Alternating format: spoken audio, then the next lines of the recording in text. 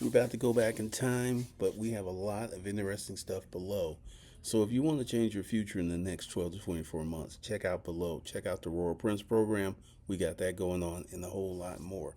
Let's roll off into this next video. Messed y'all up with that Louis Farrakhan video. No one can deny that Louis Farrakhan wears suits, uses the Queen's English eloquently, and doesn't practice ghetto or hood culture. I know a lot of y'all are like, oh, he got me. Because some of you even said in the comments like, okay, that was a good example. So what I'm about to get into is what is dominant black culture and another shining example of someone that was extremely successful by not practicing nor participating in the hood culture. So there was a few people who had a few questions like, what is black culture? I don't know why y'all playing around. Black culture is the dominant black culture. In Atlanta, during this holiday weekend, we had 31 shootings. They were all black folks. In Chicago, there was 87 shootings. They were all black folks. Where are the protests? Where are the marcher? Where are the Black Lives people? So if one white cop kills a black man, it is a reason to set the country on fire. But when another black person kills another black person, that's okay. Where are the protests? Where's the anger? Because see, these 31 shootings, because I looked for Atlanta, I did not look for Chicago, but they all were in the hood and they were all black folks. These 31 shootings, and 5 people died and a little child died due to black culture, the dominant black culture, which is steeped in hoods and is steeped in the belief that racism will not allow me to be successful. This racism, white man got his foot on my neck. I can't be successful because of systematic white supremacy. Really? Let me introduce you to Reginald Lewis, who created the leverage. Let me go ahead and say this. He created the leverage buyout, a tactic that is used by Carl Icahn, Stanley Druckenmiller, and a whole bunch of other rich billionaire white guys. This brother created this tactic. This brother created this financial system and structure to take over a company. He was well educated. He was a Kappa. He came from a good family. He did not practice black culture. And in 1969, he married an Asian woman. In 1969, when people were marching on the streets for their civil rights, he was like, I'm too busy building this company, man. I don't have time for that. 1969, went to law school, became a billionaire. And he never put it in his head that he could not succeed nor achieve. Not once did he have this mess up in his head. Because see, here is one of the most corrosive, harmful, and debilitating forms of black culture is because you are black, you cannot succeed. That's the only reason that you don't have money. That's the only reason that you're not doing well, is because you are black and the world is against you. This is a predominant mindset of black culture. Tone talks about it all the time because he likes to talk about the wealth gap. On this channel, and someone has put up this, it was really interesting because I've talked about this at links. There are white people who live in abject poverty. The wonderful whites of West Virginia, I keep mentioning that. And now I found a group of people who are doing this clog dancing in the Appalachian Mountains, these mountain people who are poor white trash. See, this is the separation between the white folks who have and the white folks who don't have, and poor white trash. But once again, Reginald Lewis created a financial structure that enabled for him to create a billion-dollar empire. He did this, I believe, in the 70s or the 80s. I have to look.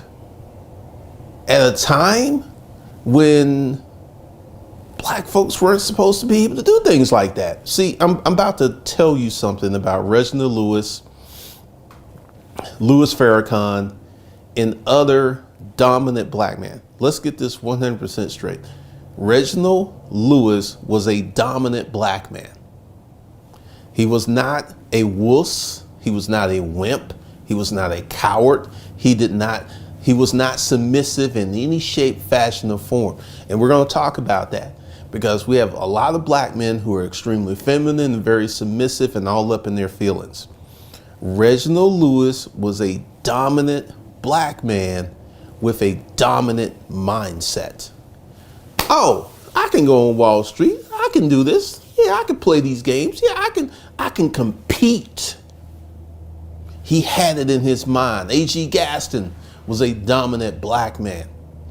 He had it in his mind he could compete, and he did. And because see, one of the things that you have to understand, what separates a Reginald Lewis from the average black man who is steeped in black culture is attitude. The dude married an Asian chick in 1969. Remember the Lovings, where the Supreme Court ruled that interracial couples could get married? This was just a few years before he married this woman. Reginald Lewis was like, I like it. I want it. We gonna do this. I don't care. Sam Cooke was another dominant black man who owned his masters before anyone else did. One of the reasons he ended up dead. See, there is a certain genetic code that creates these dominant black men. Reginald Lewis grew up in a traditional nuclear family household. He did not be up in the club popping bottles. You know, Reginald Lewis was working. He was working on his business. He was working on his family. He was working. He was not looking to play. You know, Reginald Lewis wasn't for play. There is this YouTube skit where I ain't for play. See, Reginald Lewis was hardworking, dedicated, and he got results because he did not practice black culture. He did not engage in it. Reginald Lewis was like the Cosby family before the Cosby family. And I keep telling y'all, and y'all keep wanting to argue with me, is like, hey, you know, Louis Farrakhan is black culture. No, Louis Farrakhan isn't. No, he isn't. Every time you see Louis Farrakhan, he's in a suit, he's well spoken, very articulate, married to the same woman, he's not practicing black culture. Black culture is single mothers. Now, I will go ahead and nod that many white women are becoming single mothers now. And this is why from a political standpoint, they've stopped mentioning single mothers. Remember when Reagan or Bush was talking about the welfare mother? They can't do that anymore because they would be talking about too many of the white women, because 42% of the kids in America are born out of wedlock. And the largest demographic that we have in America is white women.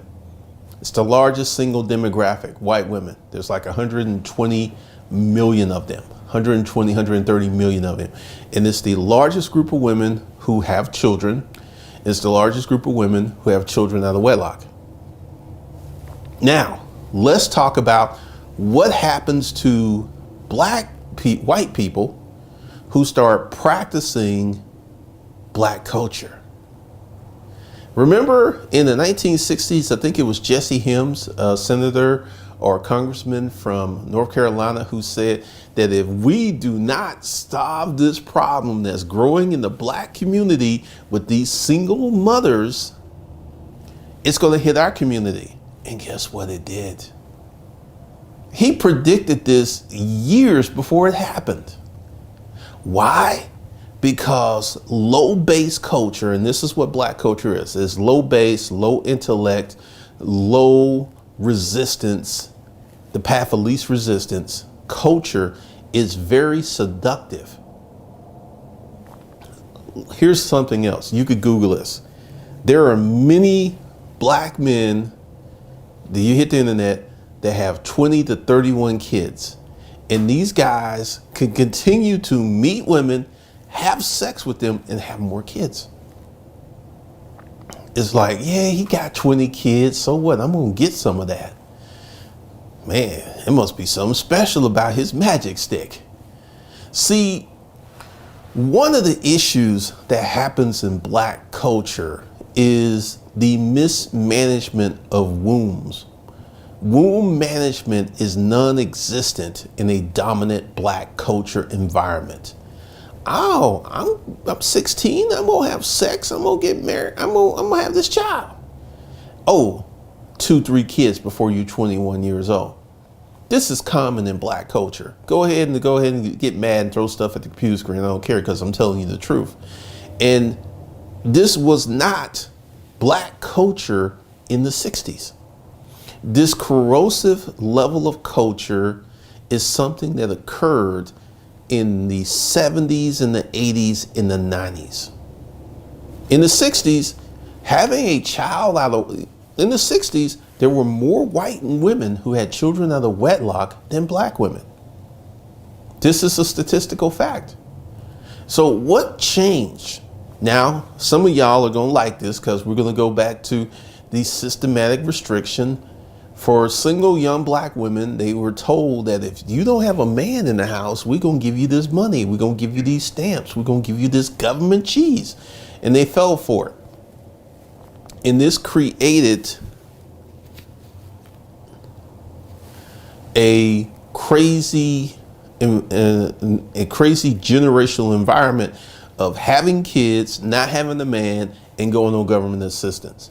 You have black families that the great grandma was on government assistance. The grandmother was on government assistance. The daughter's on government assistance. And this created this environment of lack. This created this environment, a lack of progression. This created this environment because the men, remember, Reginald Lewis was a dominant black man. And essentially, dominant black men have been bred out of the black community. I know that that's crazy, but from a systematic point of racism, dominant, leading, capable, strong black men have been bred out of the community due to the prolific conduct of single mothers. And these men have been socialized to be feminine. And there is a dearth of dominant black men because, with disruptive male, I was telling dudes, if you become a dominant man, the world is your oyster. Because back in the day, we're going to go in the 60s and the 50s. Remember the Freedom Riders? This was a group of dominant black men that picked up weapons to protect the civil rights protesters. See, the black community from the 60s, 50s, 40s, and 30s is radically different than the black community of the 70s, of the 80s, of the 90s, and today. There were more men. There were more strong, dominant men in the black community. And this right here is one of the reasons that we have the dominant ghetto hood black culture.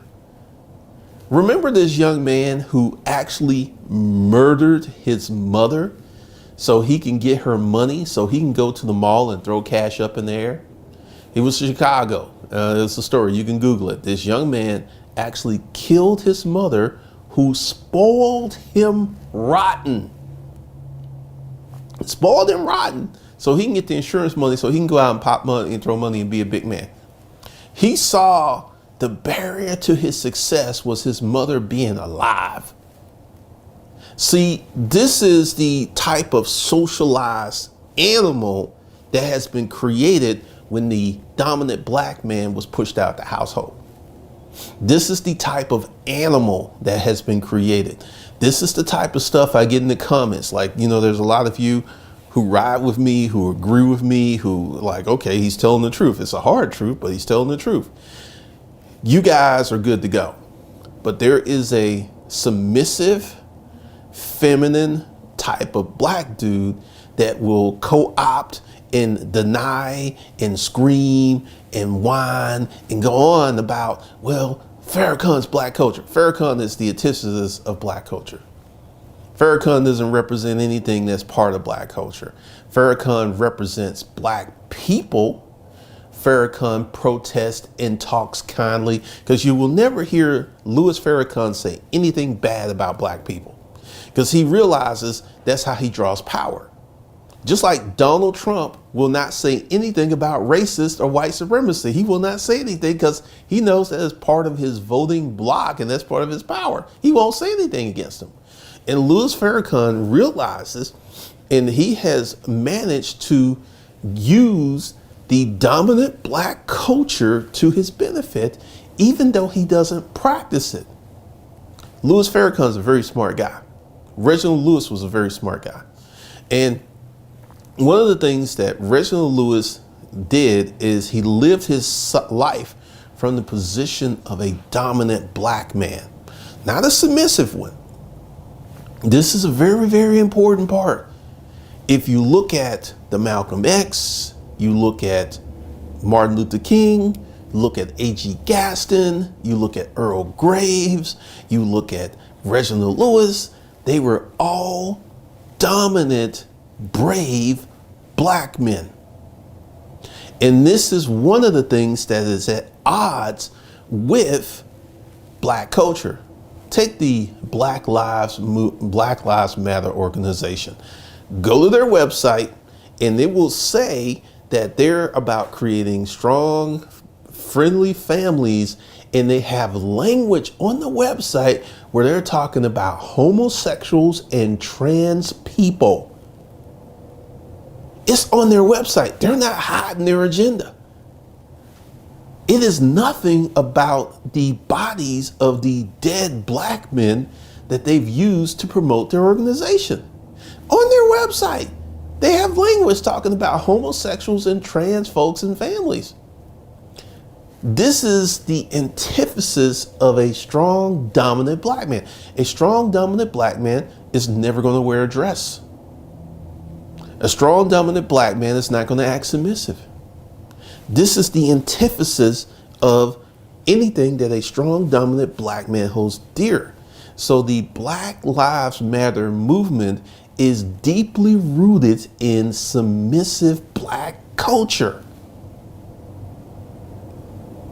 And right now, with the killing of the murder of George Floyd, they've been able to expand their message worldwide. And people are following this group and they don't even know what they stand for. They're not about strong black men. That's the last thing that they're about. Go to their website, check it out. It's directly on their website. And also, one of the things that you have to look at during the civil rights movement, the civil rights movement was started and led by strong, dominant black men. This Black Lives movement, Black Lives Matter movement, was put together by lesbians. See where I'm going?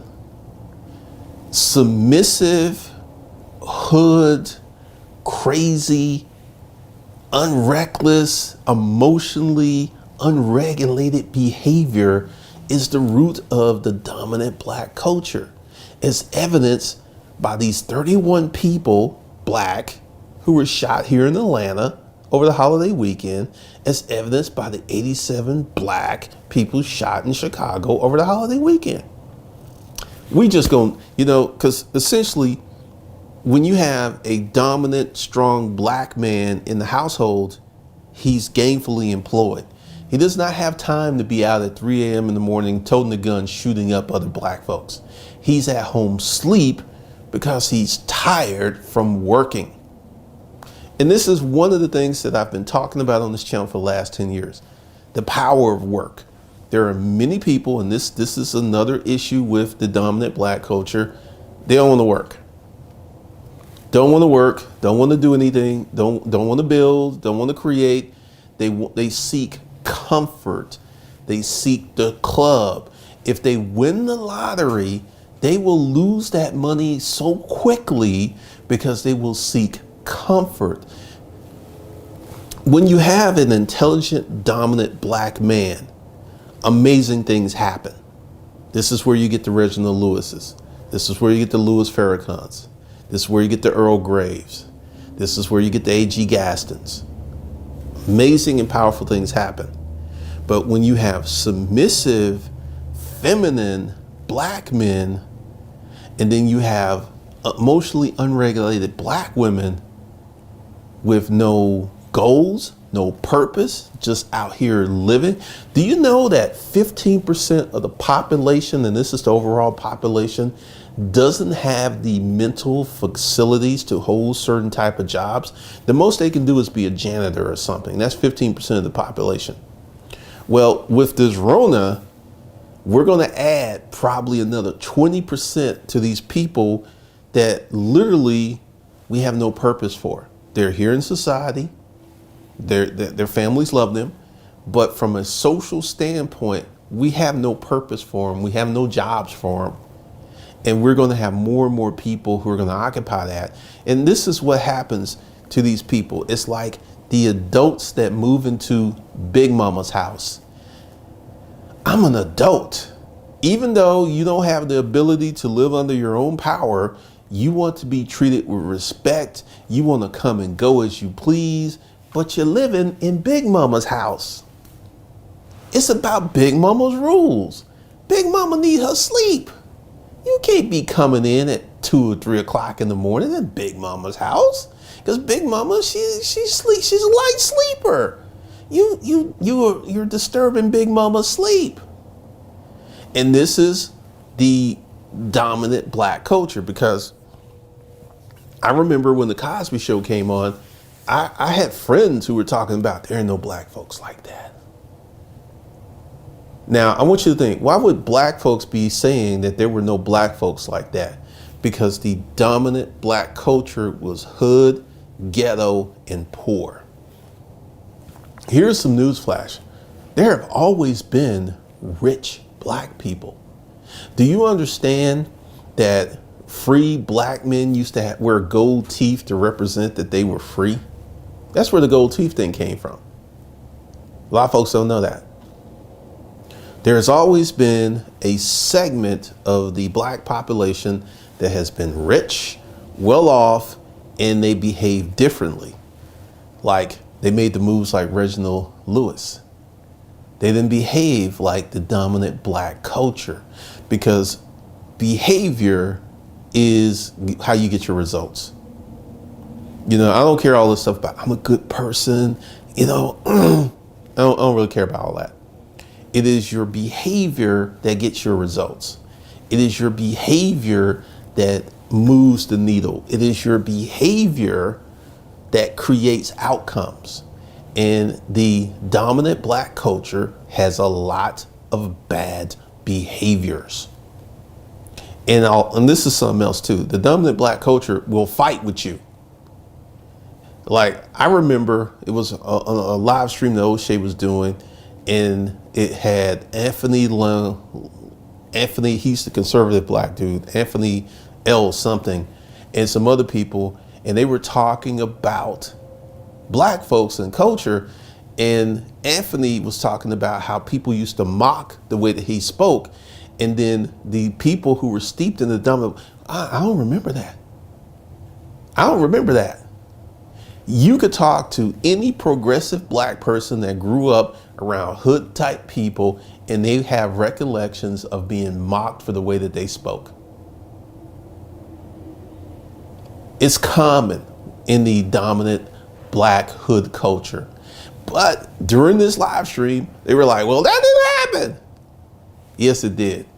And and there was other people who chimed in and pushed in on it, and it got a little heated because, see, the dominant black culture recognizes that when it's put in the spotlight, the dominant black culture is like a roach.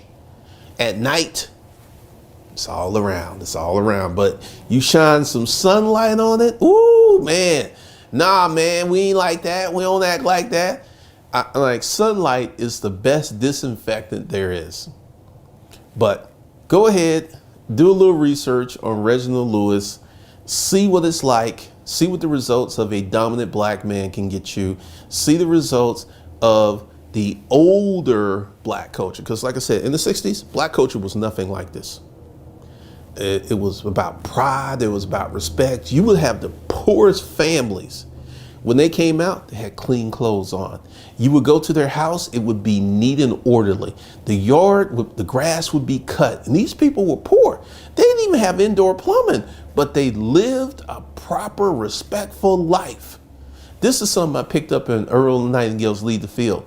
And it's true. You could go to the poorest neighborhoods where people are at home all day and you see trash everywhere. Everywhere. The black community, the poor, they didn't used to be like that. They picked up the trash, they kept it neat and orderly, but what has happened is this apathy of not caring about the community, not caring about your environment. When I lived in the West End, there was literally trash everywhere. And the majority of these people were home during the day. So understand, if you want to escape the dominant black culture, your behavior must be different. It must be different.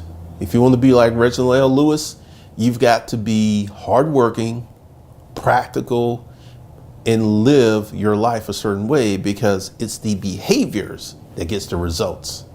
You want good results, you need better behavior. If you want to keep getting trash hood results, just keep staying hood. Just keep saying good.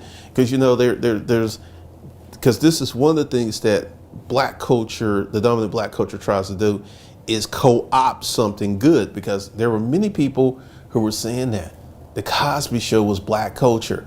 Now, the Cosby Show was part of the black body politic, but the Cosby Show was not typical black culture, as evidenced by the number of people who were saying, I don't know no black folks like this. That's just proof that the Cosby Show wasn't black culture. He was a doctor, she was an attorney, they raised their kids, they sent their children to college. It was the American dream. So this was your black culture update today. So that's all I got for you. If you want to escape black culture, and I went ahead and I fixed the links below. So go ahead and get 30 days to 2,500 if you don't have no money. In the Hustler's Mindset, Pimping Your Mind for Success, if you don't have no money. And if you want to start a business and you have additional funds, go ahead and book a consulting session. And I will talk to you guys in this next video right here.